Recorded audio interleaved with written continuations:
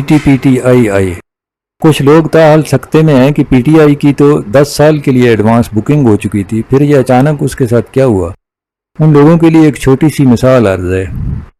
کپل شرما کے پروگرام میں ایک فلم کی پروموشن جاری تھی۔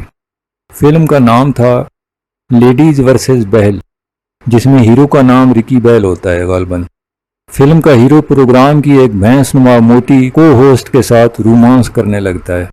کپل شرما ہیرو کو مخاطب ہو کر کہتا ہے، ہیلو، آپ اپنے فلم کی سمارٹ اور سلم لڑکیوں تک محدود رہیں، اس موٹی سے فری نہ ہوں۔ جس دن یہ آپ کے اوپر بیٹھ گئی نا تو رکی علیحدہ ہو جائے گا، بیل علیحدہ ہو جائے گا۔ سن 2011 یعنی جب سے پی ٹی آئی کی عسکری ولادت ہوئی ہے، تب سے خان صاحب اور ہم نوا منہ کے ساتھ کتے باندھ کر ہر مخالف کو کاٹتے پھرتے تھے۔ ان کے شر سے نہ سیاستدان محفوظ تھے، نہ صحافی، نہ جج، نہ مولوی اور نہ عام لوگ۔ لیکن چونکہ آشیرواد حاصل تھی تو خیر خیریت تھی۔ پھر خان صاحب اپنی اسی دھن میں انہی ہیوی ویٹس کو کاٹ بیٹھے جن کی گود میں بیٹھ کر دوسروں کو کاٹ رہے تھے۔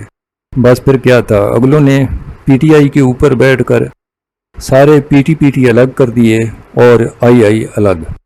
سمپل۔